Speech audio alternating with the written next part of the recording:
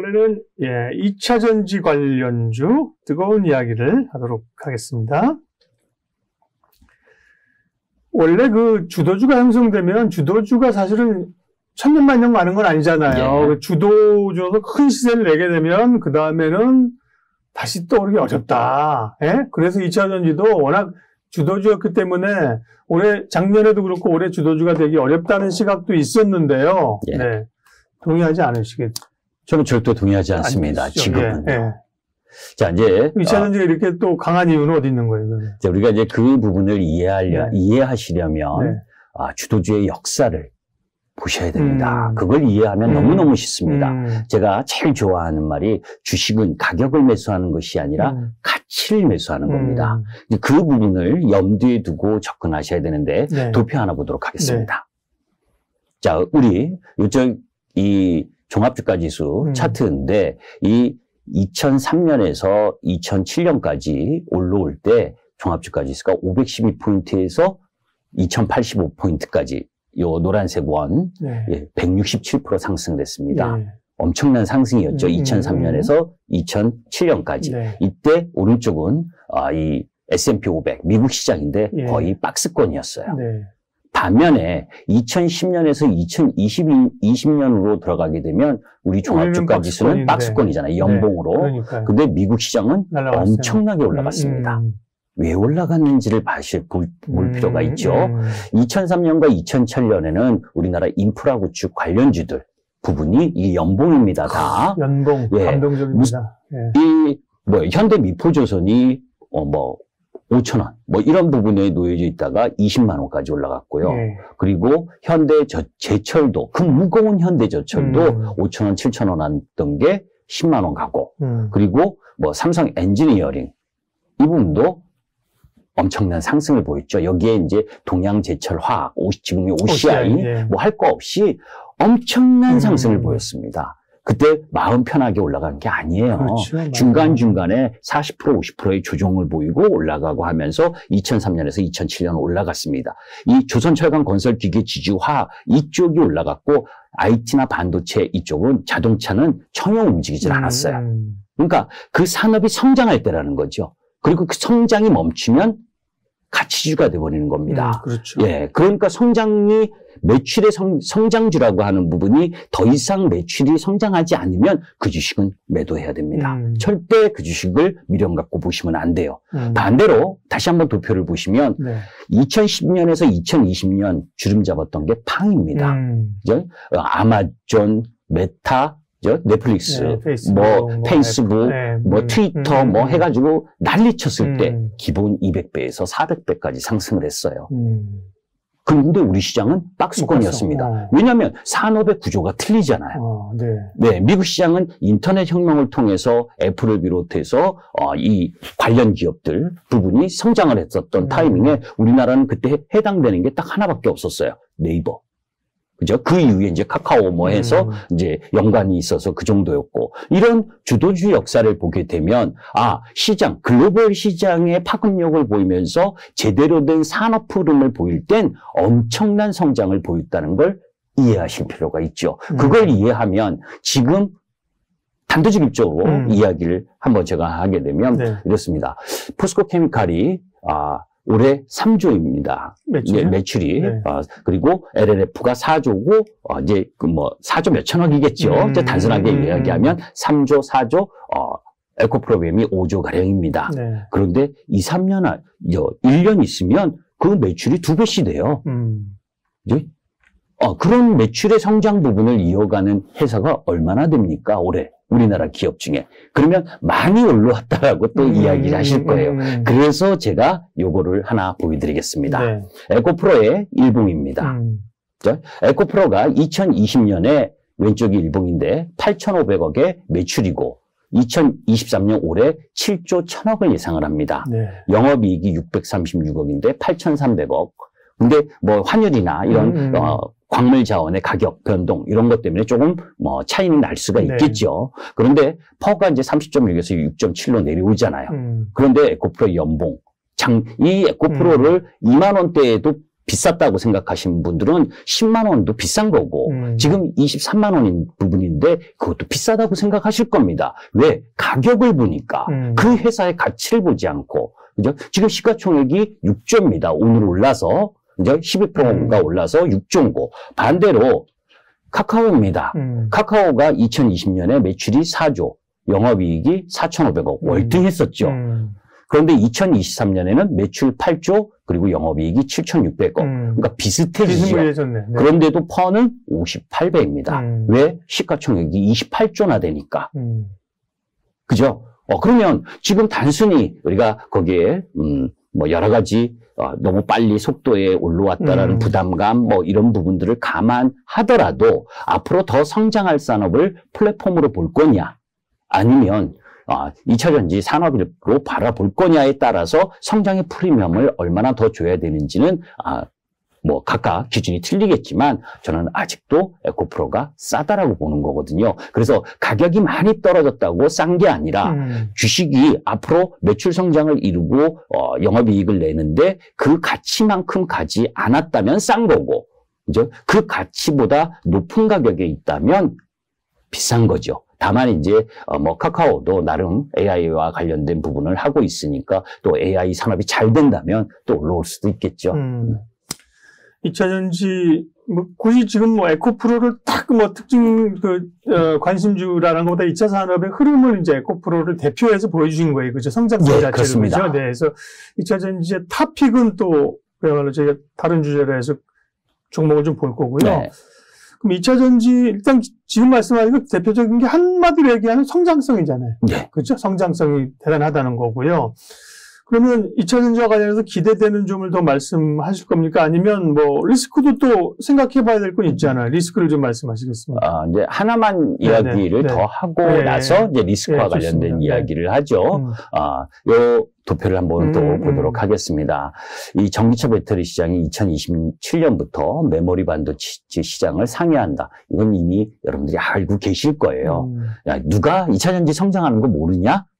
이렇게 이야기를 하는데 성장하는 산업에 귀 기울이지 않고 그냥 대강 알면 그 가격이 비싸다고 진입을 못하게 되는 거죠. 얼마만큼 성장하는지 그게 내 피부로 공부를 해서 아셔야 되는 거죠. 이제 그런 부분의 관점에서 일단 먼저 말씀을 드리고 그런 가운데 리스크 요인이라고 하면 요 며칠 전에 이제 포드와 CATL, 그죠? 그래서 변형적으로 뚫는다, 손잡고. 사실 이게 버지니아 주에 공장을 설립하려고 했는데, 거기에 공화당 의원들이 반대를 해서 무산이 됐거든요. 아이러니한 게 IRA 법안을 만든 게 바이든 민주당 정부 아닙니까? 그런데 지금 미시간주 설립하는 지역은 다 민주당 출신들이에요. 그런데도 했어요. 그런데 그때 행사할 때 백악관을 초청을 했는데 백악관에 아무도 안 갔습니다. 저는 이렇게 생각합니다. IRA를 만든 목적이 뭔가요? 우리가 그거를 이해하면 되죠. 바이든부터 시작해서 미국 정부가 중국을 견제하기 위한 겁니까? 인플레이션을 모색했다는 보기는 사실은 자기네 일자리를 자기로 안으로 가져오고 중국을 견제하겠다는 거잖아요. 네. 리쇼링과 그리고 그 속에서 핵심 기술과 관련된 부분, 중국 의존도에서의 탈피, 이게 이제 핵심인데 이렇게 편법을 동원한 걸 가만히 있을까요? 사실은 있을 수도 있겠죠. 그런데 설령 있다 하더라도 저는 그 여파가 우리나라 양극재에 그렇게 큰 영향을 줄 이유가 없다는 거고 LFP 배터리를 생산하는 쪽이거든요. 그런데 이제 기사 내용으로는 찜찜하게 사실은 어제 SK이노베이션이 7% 막 급락을 했었거든요. 왜냐하면 포드가 이 CATL과 동맹한다고 이야기를 하면서 한국 배터리, SK온하고 포드하고의 관계인데 한국 배터리가 문제가 있다. 이런 식으로 기사를 내보낸 거예요. 그러니까 진짜 뭔 하자가 있는 건지, 그죠? 아니면 CATL과 합작을 하기 위해서는 여기가 문제가 있다라고 해야 그래서 정치적 목적을 갖고 했는지는 모르겠지만 너무 침소봉대할 이유는 아니라고 봅니다. 어쨌든 또 뭐 약한 고리를 항상 물고 늘어지는 거니까 SK온이 그래도 보면 LG, 엔솔이나 이런 데 보여서는 수율로 고생하고 있으니까, 그죠? 네. 그런 걸 얘기했을 거고요. 그러니까 중국 쪽이 어쨌든, 우리에겐 장점이면서 그게 리스크입니다. 그랬죠. 왜냐하면 중국을 배제하는 거에서 우리 2차 전지들이 수혜를 받는 거잖아요. 그죠? 미국의 공장 짓고. 다만 이제 이런 중국이 부각되는 것들은 이제 리스크가 될 수 있다는, 얘기입니다. 네. 그러면, 성장성이나 또 뭐 생각할 수 있는 리스크는 그 정도인가요? 일본은 뭐 특별히 신경을 쓰지 않아도 되나요? 신경 전혀 안 써도 되죠. 네. 파나소닉이 하고 있는데, 뭐, 혼다가 LG하고 합작하고 하는 거 보셨잖아요. 이미 시간이 지난 뉴스지만, 파나소닉이 기술력 있고 짱짱하면, 그러니까, 왜 일본 기업이 한국 업체하고 했습니까? 제가 항상 이야기할 때, 2020년부터 저는 2차 전지에 거의 계속해서 주도 흐름을 갖고 움직이고 있는데 그때마다 예를 드는 게 무슨 배터리 만드는 게 그죠? 슈퍼마켓에서 아이스크림 사는 듯이 하는 거 아닙니다. 지금 영국에서 브리티시 볼트가 파산했잖아요. 그죠?